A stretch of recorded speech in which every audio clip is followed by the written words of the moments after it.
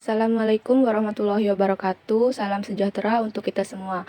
Perkenalkan teman-teman, kami dari kelompok 10 yang beranggotakan Nurdia, Noni Suryana, serta saya sendiri Dahlia. Kami akan menjelaskan sekilas materi tentang kebijakan fiskal dalam ekonomi Islam. Materi yang pertama yaitu posisi kebijakan fiskal. Kebijakan fiskal adalah komponen penting kebijakan publik. Kebijakan fiskal meliputi kebijakan pemerintah dalam penerimaan, pengeluaran, dan utang. Peranan kebijakan fiskal dalam suatu ekonomi ditentukan oleh keterlibatan pemerintah dalam aktivitas ekonomi, yang khususnya itu kembali ditentukan oleh tujuan sosio-ekonominya, komitmen ideologi, dan hakikat sistem ekonomi. Lanjut kedua, tujuan kebijakan fiskal. Tujuan kebijakan fiskal dalam ekonomi Islam akan berbeda dari penafsiran sistem ekonomi sekunder. Namun, mereka memiliki kesamaan, yaitu sama-sama menganalisis dan membuat kebijakan ekonomi. Baik, perkenalkan saya Noni Suryana yang akan membahas tentang komponen kebijakan fiskal. Komponen kebijakan fiskal merupakan sistem kebijakan keuangan suatu negara.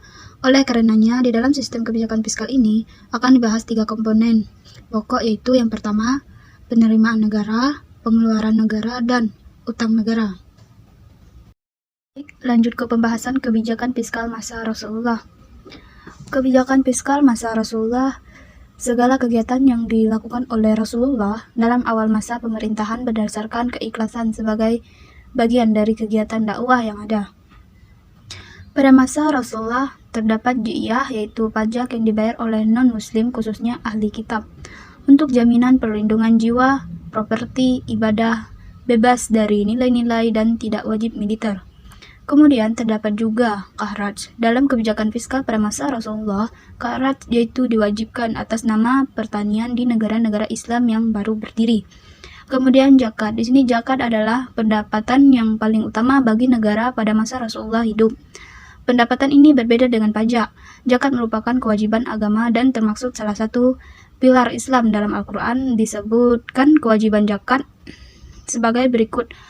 Quran Surah Al-Baqarah ayat 43 yang artinya, dan laksanakanlah sholat, tunaikanlah zakat. Selanjutnya saya Nudia akan menjelaskan kebijakan fiskal masa sahabat. Pertama, Khalifah Abu Bakar As-Siddiq. Salah satu langkah yang dilakukan oleh Abu Bakar dalam menggunakan ekonomi Islam yaitu melakukan atau menegakkan hukum terhadap pihak yang tidak mau membayar zakat ataupun pajak. Yang kedua, Khalifah Umar bin Abi Khattab. Kontribusi yang diberikan Umar untuk mengembangkan ekonomi Islam yaitu dengan Undang-Undang Perubahan Kepemilikan Tanah. Ketiga, Khalifah Utsman bin Abi Affan. Pada 6 tahun kepemimpinannya, hal-hal yang dilakukan beliau antara lain pembentukan organisasi kepolisian untuk menjaga keamanan perdagangan. Yang keempat, Khalifah Ali bin Abi Thalib. Beberapa perubahan kebijakan dilakukan pada Khalifah Ali, antara lain pengeluaran angkatan laut dihilangkan serta adanya kebijakan pengetatan anggaran. Selanjutnya, kebijakan fiskal dalam aliran ekonomi modern. Dalam ekonomi kapitalis, tujuan kebijakan fiskal jelas berbeda dengan sistem ekonomi Islam. Pada sistem ekonomi kapitalis yang diutamakan hanya urusan selama hidup di dunia semata tanpa menyangkut nantinya bagaimana kehidupan di akhirat selanjutnya. Kebijakan fiskal dalam ekonomi kapitalis bertujuan untuk pertama, pengalokasian sumber daya secara efisien, kedua, pencapaian stabilitas ekonomi, ketiga, mendorong pertumbuhan ekonomi, keempat, pencapaian distribusi pendapatan yang sesuai. Adapun kebijakan fiskal sebagai sarana mengalahkan pembangunan ekonomi yang bermaksud untuk mencapai tujuan pertama untuk meningkatkan laju investasi, yang kedua mendorong investasi optimal secara sosial, yang ketiga untuk meningkatkan kesempatan kerja.